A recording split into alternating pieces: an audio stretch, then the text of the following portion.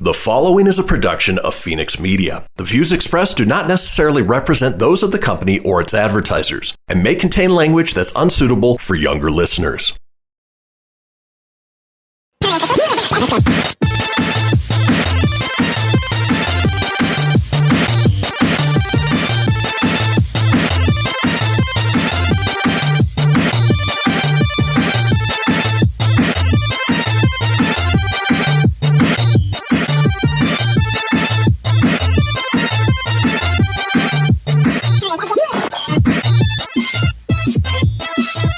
Welcome, everybody, to episode 69. Nice of the Proton podcast.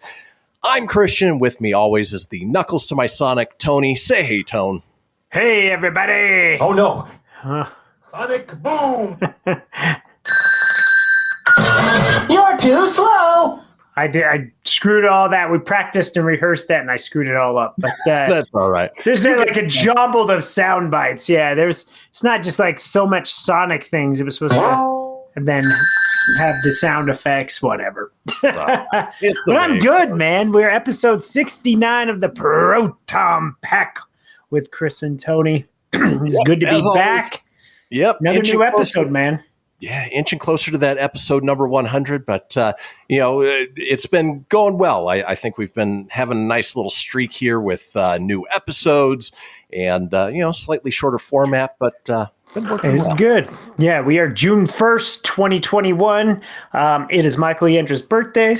Rocking a Nebraska hat in his honor, and our fine sponsor for Fenix Media, Loot Crate. I'm sporting a Loot Crate Teenage Mutant Ninja Turtles shirt I received in a Loot Crate box. So, badass. Yeah, though this is a little plug before the shameless plugs. Speaking of which, might as roll into them. Shameless plug. It is in these hills that Juan Valdez and his trusty goat gather coffee beans every morning.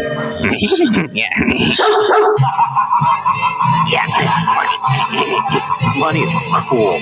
Money is cool, and one of the things that we talk about each and every week in our shameless plugs is the Kristian Fenix radio show over on Fenix Media. Yeah, you get more of me, you get more of Tony every morning from 8 a.m. to 9 a.m. Pacific time. While we dive a little bit into the geeky, nerdy stuff, it's more of a variety show. It's your daily dose of laughs and levity in a crazy, crazy world. And of course, as I mentioned, it is every weekday. You can check us out on Fenix Media over at phoenixmedia.us, or you can get us from the comfort of your own home on the ngbn.tv smart TV app or mobile application on iOS and Android. Again, that's ngbn.tv, and you can get that show and all the great shows over at Fenix Media at phoenixmedia.us. Now, Tony, you've returned to doing a show with our buddy Jimmy Jones, Pop Culture Kaboom. Go ahead and tell folks about it. Yep. You can tune in every Sunday night at 7 p.m. Pacific Standard Time. It's from 7 to 9. 7 to 9, it's a 3-hour show. You can check it out on KNVC. That's 95.1 FM in the greater Carson City area in Nevada, if you're up there. Or go to knvc.org, where you can listen live. Jimmy Jones brings you a weekly live review of the latest in gaming, collectibles, comics, books, movies, television, and conventions. If it's nerdy, if it's geeky, if it's trending, they'll talk about it on Pop Culture Kaboom. He has an interview with creators about the hottest hits and welcome call-ins. Tune in and check out. Great show. New host Josh brings a fun dynamic. I do a movie segment with him, Jimmy. And I like the 3-person dynamic on that now. It's a lot of fun. And you can now also go back and listen to our past episodes. Go to knvc.org, click on the Pop Culture Kaboom show link there, and you can go all the way back and listen to past interviews, past movie segments. But jump in about, I would say it's about 7:20. It's about the airtime if you want to listen to when I jump on, but definitely check it out. Give it a like, give it a follow, share. That's Pop Culture Kaboom. Everything you want, everything you need. knvc.org and 95.1 FM, Carson City Community Radio.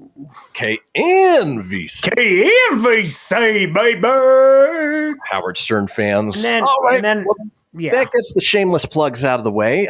as we've been doing at the beginning of the show here, reviewing movies, TV shows that we've been catching. And Tony and I were both lucky enough to catch the latest release, a movie that we've been waiting for.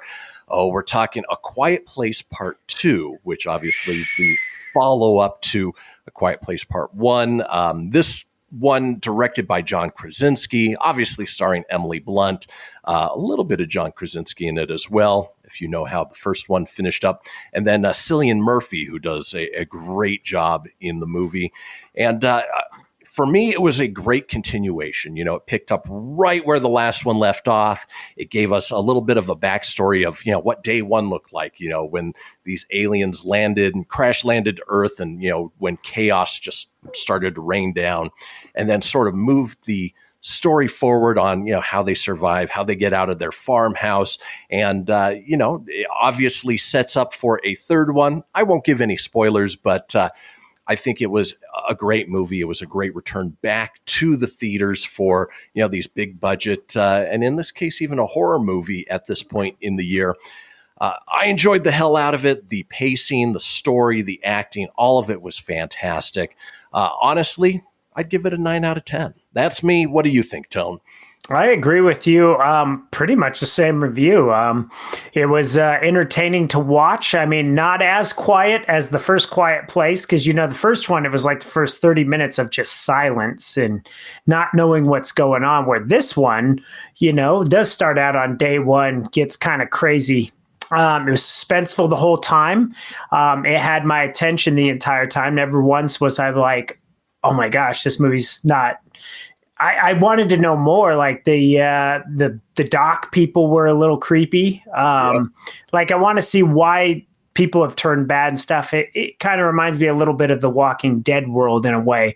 Some really cool stuff. Don't want to ruin anything. I just would, like Kristian said, go see it in theaters. It's meant to be in theaters. My only thing is I wish there was more people in the theater I went to. I would have loved the more jumpy stuff. I definitely want to see it again. I enjoyed it. I like the setup. There's no Easter eggs or post-credit stuff, so you don't have to sit through the credits. I give it a 9 out of 10 as well. Very enjoyable, well-paced movie. So it's very short too. Or maybe it just went by real fast. Because either way, I enjoyed the hell out of it. It was very suspenseful. And that goes into the pacing of the movie, the way that they played with sound and silence, and I mean, just very, very well crafted. And I think they need to give John Krasinski more projects to direct, because I think he did a fantastic job with this. And like you said, just a lot of fun. We had a bunch of people in the theater, and having all those people around for those jump scares made it even that much more worthwhile. The only thing I regret is I saw it in a standard format. I would have loved to have seen it in Dolby Atmos with the true surround, because that would have just added to that fear factor that much more. Yeah, I think if I see it again, that's the way I would definitely do it, because I just saw it in the theater up the street from my house, so it wasn't anything big. There was a few people in there, and you could hear a couple of, I couldn't see him jump or anything because I was lower, but definitely fantastic movie. Cool. Definitely go see it. Give it a thumbs up there. That does it for our review of A Quiet Place Part 2. When we come back, we're going to be talking TV news, so don't go anywhere. We'll be right back.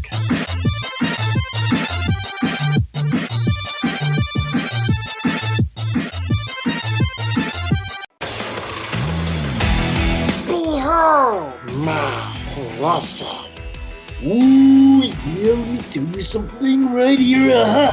It's the Loot Crate subscription box, full of exclusive loot, fun surprises delivered to your door every month. Just pick up your favorite geeky genre, Daddy. From the original Loot Crate, the Loot Crate DX collectible boxes, dude! Cowabunga! To the Loot Gaming video game box. Woohoo! Yee-hoo! What's with kids today, huh? Wowzers! With crates starting as low as $11.99 per month, there's a box just about for all collectors. To get your geek on, head over to phoenixmedia.us/loot crate and claim your exclusive offer. That's FENIXmedia.us/loot crate. Great Scott! Snap into a Loot Crate, dig it? I spend a lot of time in the backyard, and I'm the center of attention at summer barbecues. In '96, I made some of the tastiest s'mores. And in '09, it was me, your backyard fire pit, that accidentally started a wildfire when a summer breeze carried one of my embers into some dry brush. Spark a change, not a wildfire. Visit SmokeyBear.com, brought to you by the U.S. Forest Service, your state forester, and the Ad Council. Only you can prevent wildfires. My name is Lola Silvestri, and I'm going to be 95 this year. I was very independent. I fell, and I had to have Meals on Wheels. America, let's do lunch. 1 in 6 seniors faces the threat of hunger, and millions more live in isolation. Drop off a hot meal and say a quick hello. Volunteer for Meals on Wheels by donating your lunch break at americaletsdolunch.org. This message brought to you by Meals on Wheels America and the Ad Council. Hey everyone, let's all stop what we're doing and take a moment. You see, every moment can be kind of special. But they can be loud moments, goofy moments, dorky moments, it doesn't matter. Because every time dads like us take a moment like that to spend with our kids, well, it's pretty momentous. So let's take a moment to make a moment. Call 877-4DAD-411 or visit fatherhood.gov. Brought to you by the U.S. Department of Health and Human Services and the Ad Council. Welcome to Calvin's Barbershop. You all gotta see this. I don't even want to know what you're looking at on that phone. Well, you should. I was learning about the dangers of high blood pressure and that we need to get ours checked regularly. High blood pressure can increase the risk of heart attack or stroke, but this text program can help keep it at a healthy range. Just text Barbershop to 97779 to sign up. I'll get right on it as soon as I'm done with this baby panda video. Text Barbershop to 97779. A message from the American Heart Association and the Ad Council. You're listening to Fenix Media. Listen live and explore more great shows at phoenixmedia.us.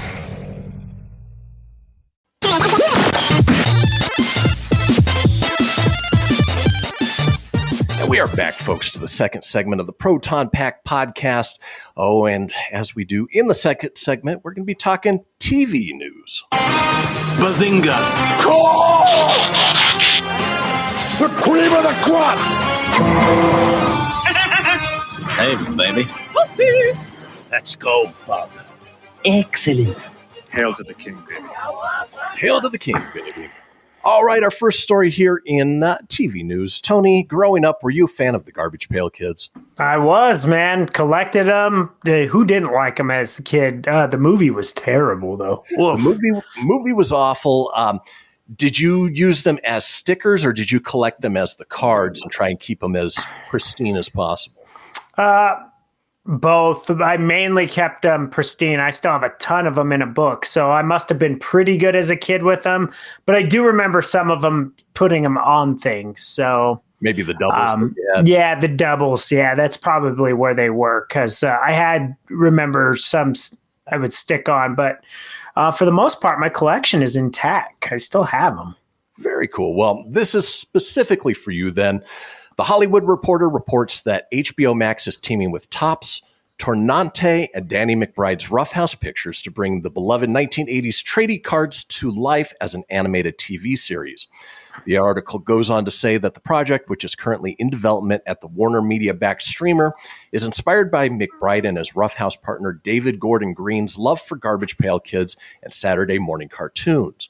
The expectation is that the animated series will be family-friendly and appeal to audiences of all ages. McBride, Green, and Josh Bicel from Hulu's Solar Opposites will write and co-create the HBO Max series. Tornante TV's Noel Bright and Stephen A. Cohen will executive produce alongside Roughhouse's Brandon James, who did The Righteous Gemstones alongside McBride, Green, and Bicel. It's yet to be determined if McBride will lend his voice to any of the characters in the potential series. Now, I would assume he probably will, because he likes doing those voiceover gigs. How do you feel about it being family-friendly as opposed to like an R-rated comedy that might appeal more in the whole Garbage Pail Kids genre? Well, I don't know how you make them super family-friendly. There's just, in this day and age, don't people get offended easy? And back then it was like, some of them were pretty graphic. Like you look in this picture here. I mean, you like had Large Marge, which is this really big fat one that's just eating. Then you have Buggy Betty, and then I think that's Waxy Wendy and Brain Jane, or I don't know is it the artist. I would imagine the one doing the animation, the guy that does the art.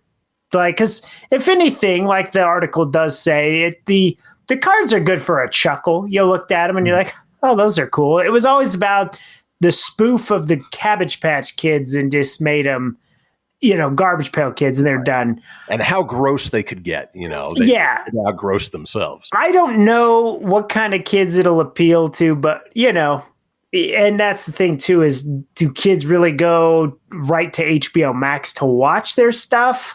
I'm on the fence with it. Will I check it out? Sure. I'm curious. Do I think it'd be something that, the young ones are going to be watching? Probably not. And where you have that appeal where you want the Saturday morning cartoon feel to have, the problem is you're not on just everyday basic cable. You're not on ABC or CBS or NBC where we used to catch, or Fox, where we used to catch our Saturday morning cartoons. Like that stuff you saw for free. And I don't know how streaming kids do it nowadays. Most kids go to YouTube, Disney Plus, I'd imagine. I don't really know, but yeah, it's no longer we shall see. Appointment television. It's mostly streaming, but if you can get that sort of feeling on a streaming service, good for them. Well, speaking of HBO Max, moving to another property that we've been reporting on as information comes back, it sounds like Lee Toland Krieger is being given a power ring. Word has arrived from the 3,600 sectors of the universe that Krieger is set to direct and executive produce the first 2 episodes of The Green Lantern. It's HBO Max's highly anticipated superhero series. So far, Green Lantern! Green Lantern has cast Finn Wittrock as the blowhard Lantern Guy Gardner, Jeremy Irvine as the first Lantern Alan Scott. The series is expected to take place in the 1980s with other Lanterns, including the half-alien Bree Jarda, set to join the universe-spanning adventure. In the past, Krieger has helmed films like Celeste and Jesse Forever and The Age of Adeline. Eventually, he made his way into television and quickly cemented himself as the go-to director for standout pilot episodes. He shot the pilots for The Chilling Adventures of Sabrina, Fox's Prodigal Son, and, of course, Superman and Lois. So, given his background, sounds like he's probably the right guy to go to for this series. And like I've said before, anything is better than that awful Ryan Reynolds Green Lantern. Exactly. I'm not a big Green Lantern guy in general, but DC property animation could be good. It's in the right hands. It's in the right market. Everything DC anymore is all on HBO Max, so it's the right platform. Yep. I think as long as you got writers and everyone that believes in the script and actually give it love, it's always about people that are fans of the property that make these things successful. It's people that don't really know what the hell they're doing. They're just given a task and they do their best with it. Not as good, but yeah, it could be a good one to watch for sure. Yeah. With all that being said, so Greg Berlanti, who's behind the Arrowverse and all of the spin-off shows that by all intents and purposes have been fantastic, he was also the guy behind the Ryan Reynolds Green Lantern. So, for the most part, a good track record, but he is involved with this. Hopefully he learned from those mistakes to make this that much better. Exactly. Yeah, it's worth the check out. Worst thing it is it's bad and you're just like, oof, yep, crap. Yep. So, well, let's move on from the world of DC television over to Marvel television, where it's reported that Danai Gurira, Michonne herself, is getting her own Black Panther spin-off series. After starring in the hit 2018 movie, Gurira is on board to reprise her role as Okoye in the upcoming sequel, Wakanda Forever. In a new article by The Hollywood Reporter highlighting Hollywood's most prominent attorneys, it was revealed that a deal was brokered for Gurira to return as Okoye in the Black Panther sequel, along with an original spin-off series for Disney+. So it sounds like she might be getting something separate from even Wakanda Forever. Collider has since reportedly confirmed the news with sources close to the project, and representatives for Disney and Marvel had no comment. No other details were revealed about the Okoye series, but the concept seems to be a prequel series following Okoye before the events of Black Panther.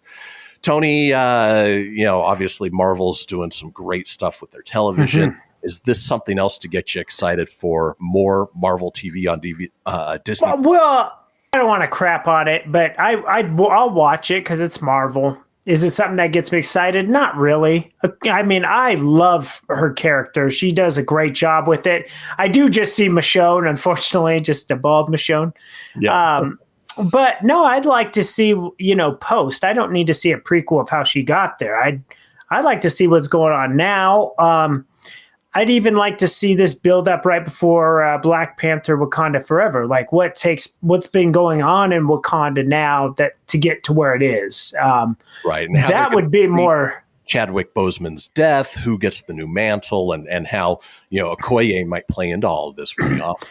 Yeah, absolutely. I think a little pre-build for that would be good. Or if it takes place right after Wakanda Forever and we get a kind of a continuation. As long as it ties to all that, then sure, it'd be great. But as far as a standalone series for the character, no, not really. I'll watch it, but not overly excited, no. All right. Well, this might make you excited. Staying in the world of Marvel Television on Disney+, Shooter McGavin himself, Christopher McDonald, is joining the cast of Marvel's Secret Invasion. Like everything else about the anticipated release, the nature of McDonald's role is being kept under wraps. He joins previously announced stars Samuel L. Jackson, Ben Mendelsohn, Emilia Clarke, Olivia Colman, Kingsley Ben-Adir, and Killian Scott for what promises to be a major Marvel event. Now, Marvel's Secret Invasion is expected to follow a group of shape-shifting aliens who've been infiltrating Earth for years. The story is, of course, based on the Marvel Comics event series of the same name that ran from 2008 to 2009. The event featured an array of Marvel's most popular characters and gave every reader a healthy dose of paranoia to boot. Remember, a Skrull can become anyone from anywhere. Obviously, Marvel will be telling a version of the story that's tailored to fit their cinematic universe.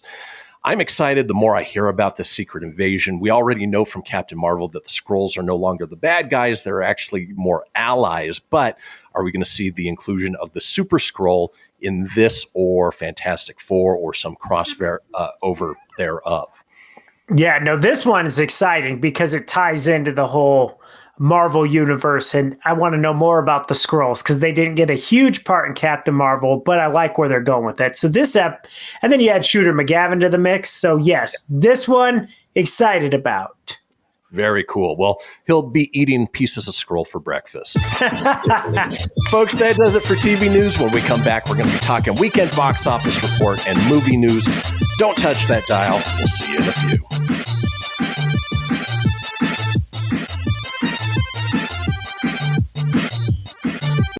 This is Mario Andretti. You know me as a race car driver, but I'm also a Meals on Wheels volunteer. I've raced against the sport's biggest personalities, but I've never met more vibrant, amazing people than the seniors served by Meals on Wheels. You can make a difference by dropping off a hot meal and saying a quick hello. So, America, let's do lunch. Volunteer your lunch break at americaletsdolunch.org. This message brought to you by Meals on Wheels America and the Ad Council.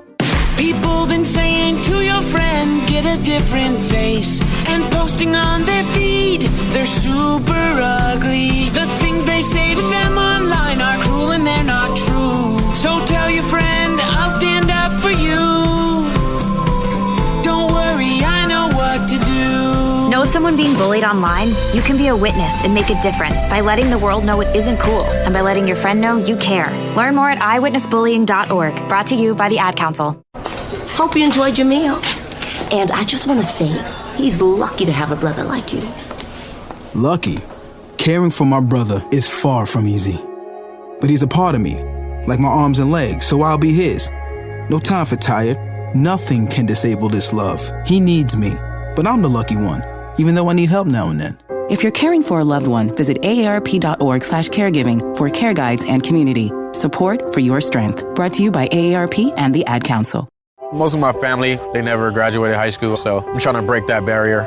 My daughter, Brooklyn, was also a motivation for me to go back to school. Every day after work, went straight to school, and it paid off. At age 26, Kareem finished his high school diploma. I could not have done it alone. I see the future is really bright for me. No one gets a diploma alone. If you're thinking of finishing your high school diploma, you have help. Find free adult education classes near you at finishyourdiploma.org. Brought to you by the Dollar General Literacy Foundation and the Ad Council. So I'm a cat, and I just moved in with this new human, and she's got this little toy she's always playing with, all day long. Tap, tap, tap, tap, bloop, bloop. She can't put it down. There it is. Oh, and get this. She even talks to it. Last week, she asked it for Chinese, and guess what? Egg rolls showed up. Like magic. Humans have cool toys. A person is the best thing to happen to a shelter pet. Be that person. Adopt. Brought to you by the Ad Council and the ShelterPetProject.org. What if I told you that a tornado was going to happen tomorrow, right where you live?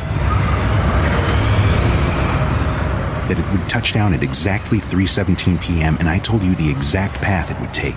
You would, of course, prepare. You would talk with your loved ones, and you'd make a plan today.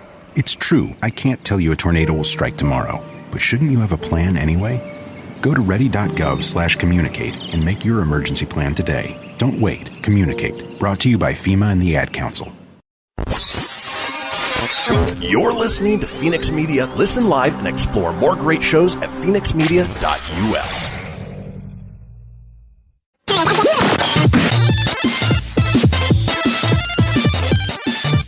And welcome back, folks, to the third segment. Yeah, we're talking movie news. We just finished up with our TV news, but not before we get to our box office weekend box office report. I just said box office weekend box office report. That's weekend box office. It's the way it goes after a long holiday. Let's get into it.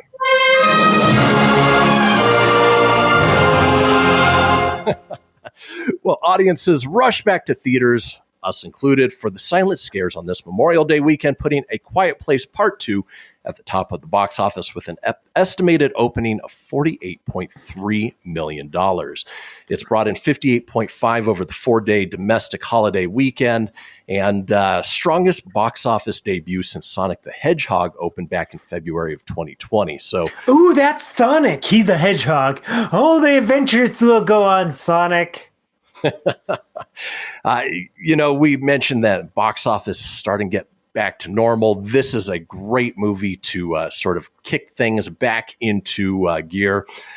Worldwide so far, it's made about $70.4 million, and I see no signs of stopping because it's a great movie. We gave our review in the first segment, and you know what? There's no doubt that a third one is coming down the road. Right. They definitely leave it open. In second place was a movie that we expected could have taken first. Fortunately, it didn't, and it was Disney's Cruella, brought in an estimated $21.3 million. I think a little bit less than what they had probably expected, but of course, it's also available on Disney Plus's Premier Access as well. Haven't heard any reviews on it, how it's doing. I see that it has a 73% on Rotten Tomatoes right now, which I guess for what it is probably pretty good. Yeah, I haven't heard much about it. I did like in the little news segments in between the break of the Fenix show earlier was, who would have thought that Disney can make a lovable story about a villain that would skin puppies for fashion. So, right. Which is kind of what Cruella de Vil is, It really is, and make it a family-friendly movie, and make you feel sympathetic for her. It doesn't make any sense, but somehow Disney does it. In third place was the R-rated horror sequel spinoff Spiral from the Book of Saw. Brought another Hey, Spiral! Brought another $2.27 million for a domestic total of $19.7. Probably a little less than they expected overall, but you know what? It's maybe not the right movie at the right time, as we've talked about. No, this one should have been released probably around Halloween. Probably would have done a hell of a lot better. Yep. Yep.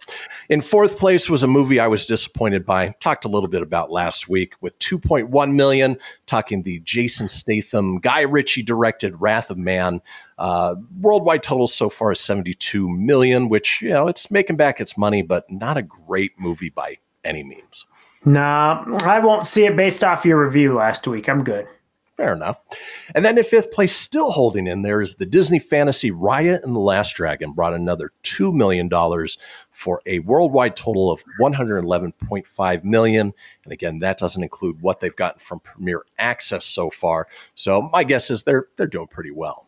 Right. That's still not even like free stream on Disney. You still got to pay to see it. So Yep. That's doing well. Rounding out the top 10, in sixth place, you had Godzilla vs. Kong with $852,000.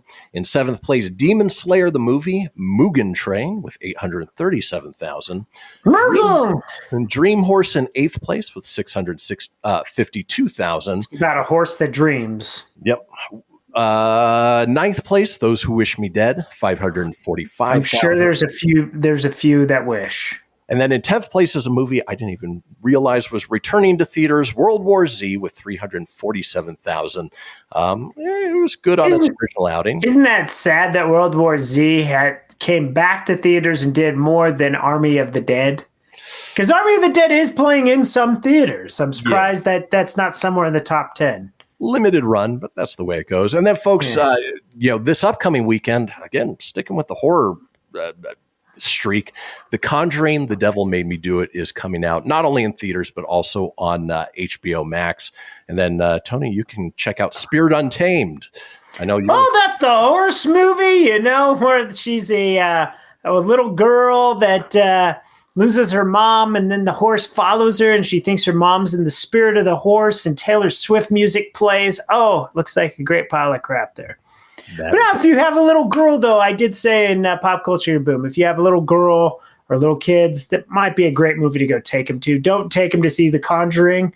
Maybe go take them to see Spirit Untamed. There you go. Fair enough. Yeah. Well, that does it for the weekend box office report. Let's go ahead and head into our movie news. And here we go. Are you the keymaster? Laugh it up, fuzzball. We came, we saw, we kicked its ass. This baby hits 88 miles per hour. You're going to see some serious shit. Yeah, we are. Well, kicking off the movie news, we're going to start with our trailer of the week for a trailer that just dropped, and it's hitting Paramount Plus, so it's not even going to movies, starring Mark Wahlberg, directed by Antoine Fuqua. Great brass behind it. Tony and I haven't seen the trailer yet, so you'll be watching it for the first time along with us. Here's the trailer for Infinite. Mark Fuqua. Knuckle sandwich. You are an infinite. You're an infant.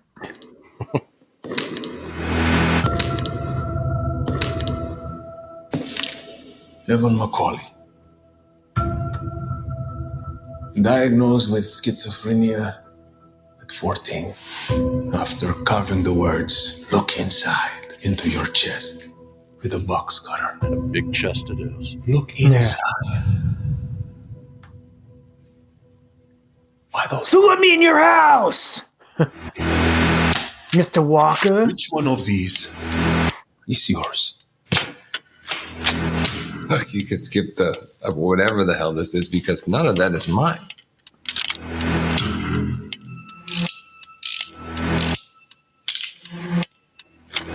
Was it yours? I don't know what you're talking about. Jesus!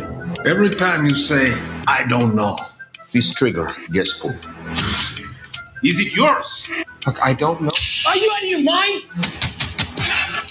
Last chance, Evan. Is this yours? Yeah. Hello, old friend.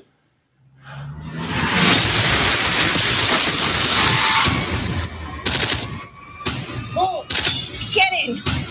Come with me if you want to live. It's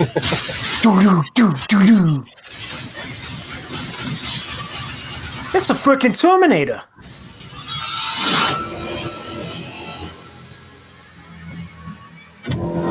This isn't your first life. Evan, you are an infinite. You've lived and died 1,000 times.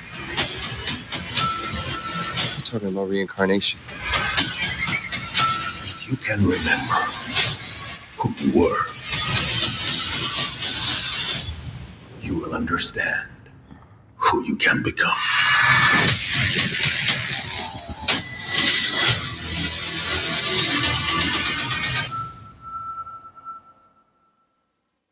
Hey, I'm gonna throw you a knuckle sandwich. You know, when I read the synopsis for it, I was afraid it would be another take on the whole Groundhog Day sort of thing. Luckily, that's not the case. You know, it seems that he keeps, being reincarnated. But, Antoine Fuqua, God, The Equalizer, Magnificent Seven, Training Day, great directing pedigree, Chiwetel Ejiofor, as can't tell, is he the good guy? Is he the bad guy? But ultimately, it comes out in 9 days on Paramount Plus. I'll be checking it out. What about you, Tom? I'll check it out on the streaming service. I actually wouldn't mind seeing this. Too bad they didn't put it out in theaters. It would have looked like a good one to go up against The Conjuring, and then Spirit. Gives you a little more, like, if you have that action itch, you could be like, no, there's this new Mark Wahlberg movie. I mean, shoot, it's got to be like Wrath of Man. You hadn't heard much about it, and you could have thrown it out there. But, cool. Yeah, you got Paramount Plus. I mean, see, that's kind of the bummer. It's the only way you're really going to be watching this is Paramount Plus for a while until they put it out on the rental on-demands and things like that. And then you could probably check it out there, I'd imagine. Yeah. But missed opportunity. This probably would have been good in theaters. Yeah, I mean, big budget action sci-fi type movie. I would have seen it in theaters, but you know what? Yeah, it looks good though. Yep, I like Mark Wahlberg. Anyways, most of his movies are pretty entertaining. So yeah. Well, moving on from our trailer of the week to some reshoot news. We reported that there's a new Resident Evil movie coming out, not associated with the previous series. Well, on a recent Twitch stream, Resident Evil Welcome to Racoon City star Robbie Amell, who's playing Chris Redfield in the upcoming feature film reboot of the classic video game horror franchise, said that the film is currently doing reshoots. Reshoots. Words are hard, and this is the wrong show for that. Yeah. He said, I'm actually back in Toronto for Resident Evil reshoots. The official synopsis, once the booming home of pharmaceutical giant Umbrella Corporation, Racoon City is now a dying Midwestern town. The company's exodus left the city a wasteland, with great evil brewing below the surface. When that evil is unleashed, the townspeople are forever changed, and a small group of survivors must work together to uncover the truth behind Umbrella and make it through the night. I hope that it is more of a true horror movie, maybe a little more true to the video game series, as opposed to as ridiculous as the Mia Jovovich series got. But I'm kind of looking forward to it. And reshoots aren't anything to be scared by. No. Movies have reshoots just due to the fact that, they need to pick up things here or there to better tell the story. Yeah, definitely. There's always test audiences or sometimes viewing panels, and it's just like, yeah, we could have done this better. So definitely not a bad thing. It's when it's stuck in developmental hell and you start losing directors and writers and actors. Those are where it starts to get the red rings of death. Exactly. And then finally here in movie news, I wanted to talk about an interesting piece of news that came out here recently. Sony executive Sanford Panitch the bitch, has hinted that Sony's shared Marvel Universe plan will kick off with Spider-Man No Way Home. For years, Sony's film rights to Marvel's Spider-Man have been convoluted web of tension and confusion. However, by far the most interesting part of the Spider-Man rights saga was when Sony and Marvel collaborated to bring Spider-Man into the MCU. The deal brought viewers a slew of films set in the MCU, with Tom Holland taking on the Spider-Man role for 6 films. The shared ownership raised an interesting idea that the MCU's Holland can technically appear in Sony's Marvel films. Meanwhile, Sony has continued growing and expanding their own Marvel universe. Venom was released in 2018, and its sequel will be premiering in 2021. Kraven the Hunter will be debuting in 2023, and suspiciously will star former MCU's Quicksilver, Aaron Taylor Johnson. Now, Taylor Johnson's casting is likely coincidence, but it is interesting that the MCU and Sony, have that connection. But it's looking like this next Marvel Spider-Man movie will officially sort of bridge that gap into bringing Tom Holland home to Sony and what Sony's going to do with the rest of the Spider-Man series. Are you excited? Are you fearful that they won't give it the same respect that Marvel's given it? No, I bet Kevin Feige will be somewhat tied to it a little bit. It may get away from being tied to MCU stories, but if it develops a well-crafted Sinister Six like they originally tried to do years ago, and hell, I like the multiverse stuff. I like the idea of bringing in like past characters at different points. Having all the Peter Parkers. That's fine with me. That's totally fine. If that spins off new franchises of The Amazing Spider-Man or Sam Raimi's Spider-Man, then cool. I mean, we the fans are the ones that get to enjoy. Who gives two shits what Disney and Sony do with each other? As long, if they're playing nice and everybody's making a buck and they're telling great stories and it's not some junko, and you can actually now have a reason for Kraven or Mysterio or Morbius. Or what else? Morbius. Yeah. Like now we can start getting better tales for all that. Then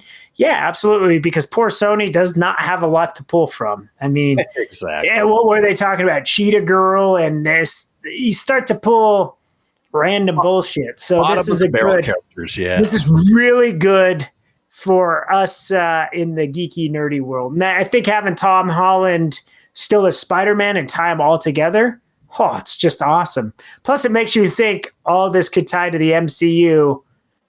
There's always the gapes. It's like having Michael Keaton appear in the Morbius trailer. It just makes it ties. It's awesome. I like it. Well, folks, that does it for movie news. When we come back, we'll be finishing up the show with a little bit of TV news. So don't go anywhere. No, sorry, video game news. Don't go anywhere. We'll be right back.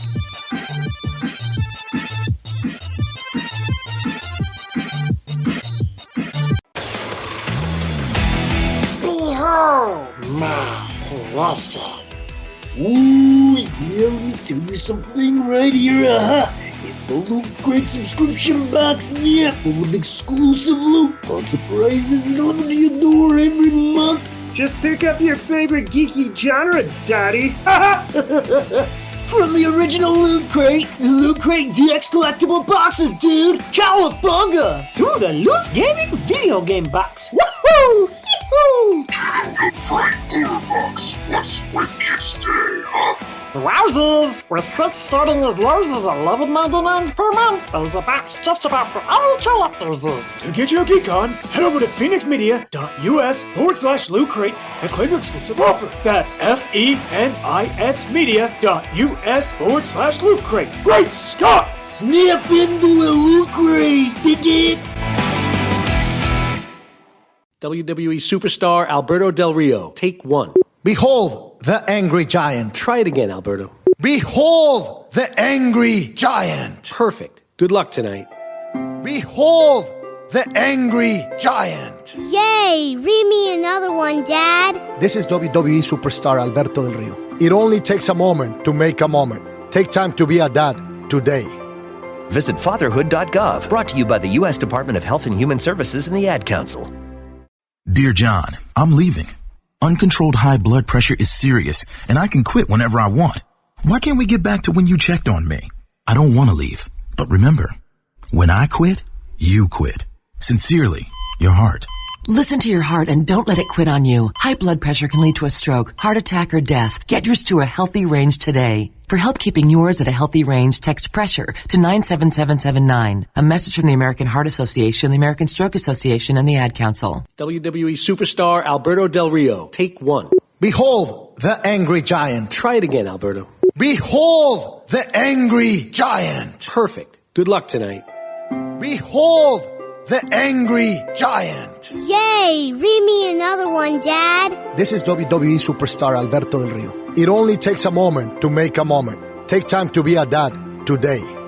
Visit fatherhood.gov, brought to you by the U.S. Department of Health and Human Services and the Ad Council. It may be hard to believe, but people just like you are already saving money. FeedThePig.org makes it easy. Their simple savings plan teaches you how to start saving without going overboard, so you don't need to sell all your belongings and live in a commune. These dungarees belong to all of us now, Tom. You don't need to get a second job as a stuntman. We need a new stuntman! You just need FeedThePig.org. Don't get left behind. Get tips and tools at FeedThePig.org. Brought to you by the American Institute of CPAs and the Ad Council. You're listening to Fenix Media. Listen live and explore more great shows at phoenixmedia.us.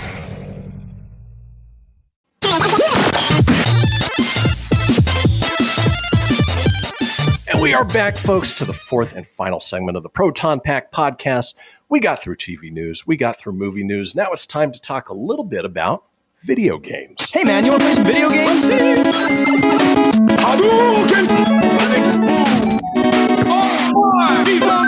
Good.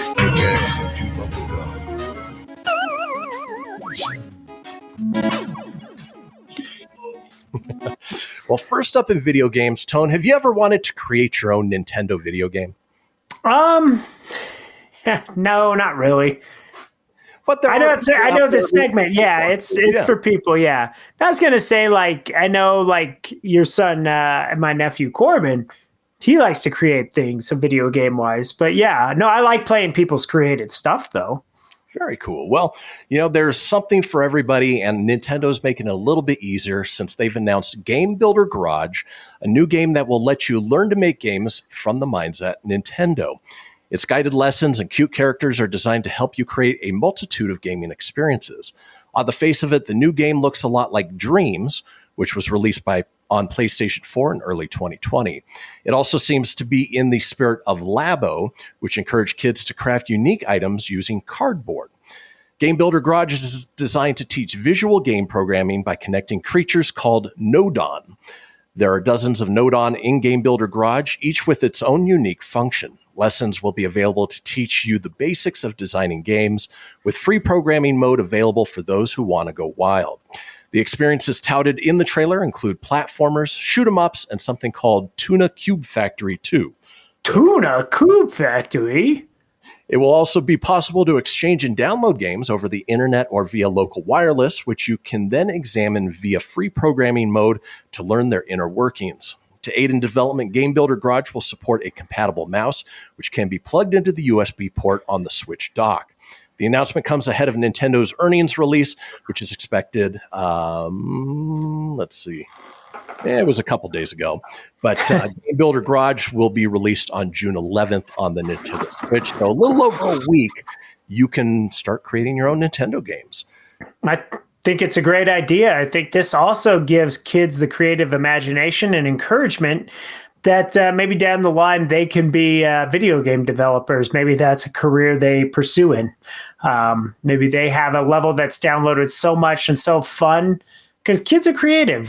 They have wild imaginations. I really loved the creativity of Super Mario Maker. Playing some of those levels were so damn fun.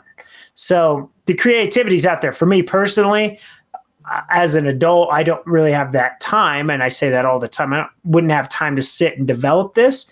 So maybe not a game I would pick up, but if I had, a kid or kids that were interested in this, I think it's a fantastic way to get the creative juices going while playing video games. I think it's neat. So kudos on Nintendo, and can't wait to see what the young generation out there, or even the older generation, come up with it. Yeah, and I may pick it up just for when the boys are out during the summer to see what they can create. Because, as you mentioned, Corbin's interested in programming, and this might be a great way to do just that. Absolutely. I think it's perfect. I immediately thought when I read it, I thought Corbin all the way on that. Yep. Well, let's move on from Nintendo over to Sega. Last week we talked about how Sega was planning their Sonic's Central stream, which was set to talk about some new Sonic the Hedgehog things. Well, that has since happened, and the Sonic Central stream has revealed a number of new projects featuring the world's premier blue hedgehog, all designed to tie into the series' 30th anniversary celebrations. And here's everything that they released. For instance, there is a new game from Sonic Team. Sega announced that its Sonic Team, which has previously released Sonic Generations and Sonic Forces, has begun work on a new mainline Sonic game. A teaser trailer, which we'll put up on our Facebook page, revealed that the game will arrive in 2022 for PS5, PS4, Xbox Series X and S, Xbox One, Nintendo Switch, and PC. No other information was revealed, but the teaser shows Sonic picking up speed in a forest setting, which seems to cause digital effects around him before his trailer leaves behind what looks like a runic symbol.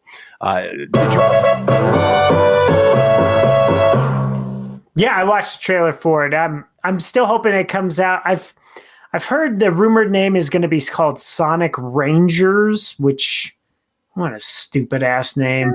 Sonic Adventure 3 would be badass. I'm excited. Sonic Team, for the most part, they do really good Sonic 3D games, so we'll see. Okay. Yeah. I'll check it out. I mean, at least a demo at the very least. Yeah. Well, if that one doesn't get you excited, it might. Sonic Colors Ultimate is a remaster of the 2010 platformer, which will come to PS4, Xbox One, Nintendo Switch, and PC through the Epic Game Store on September 7th. Developed by Blind Squirrel Entertainment, the remaster will update the game's look and feel, as well as add new features and a new mode called Rival Rush. I haven't played Sonic Colors, but I know that you mentioned it was actually a pretty fun game, Tom. Yeah, it was a popular game on the Nintendo Wii. It was an exclusive, so not a lot of people got to play it, but a real fun Sonic game from what I remember playing with my nephews when it was out. I think the updated HD visuals and everything being on today's platforms will be a lot of fun. So at least they're not re-releasing crappy Sonic the Hedgehog from the Xbox 360 where he turned into a werewolf. Really, really bad game. Well, speaking of re-releases that are well worth it, Sega also announced Sonic Origins, a compilation of Sonic the Hedgehog 1 and 2, Sonic 3, and Knuckles, and Sonic CD.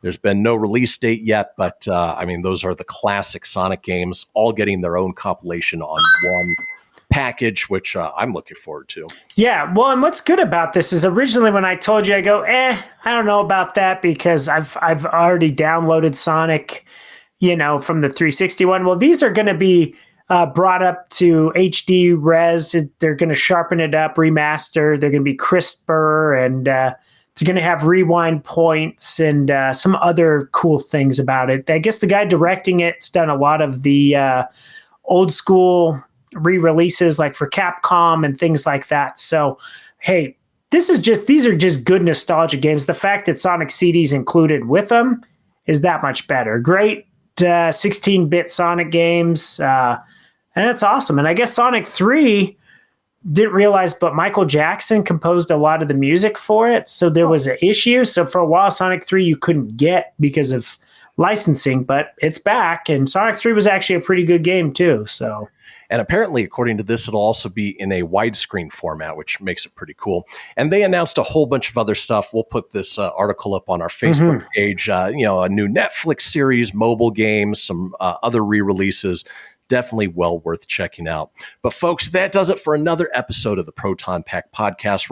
Want to remind everybody, check us out online, Facebook at facebook.com/Proton Pack Podcast. Want to thank everybody again for tuning in when you can and keeping us going each and every week with brand new content. Tony, anything you want to leave folks on? Like I say every week, we appreciate you guys listening, subscribing. Sorry it's not live, but if you're watching it and you want to text along and message me, I'm looking at you, Lacey. If you want to do that while you're watching, feel free to. I'll respond to you as if it were a live show, even though we've already recorded it. But thank you guys. Please share, like, subscribe, spread it, and for video games, download the new Ghouls and Ghosts. It's out on your PlayStation 4 and Xbox One. So there you go. Other than that, see you guys next week. All right, folks, that does it. We'll see you all then. I am. Hasta la vista, baby. That's it, man. Game over, man. It's game over. Woo! Yowie, wowie. Mommy, where's Fluffy? Goodbye.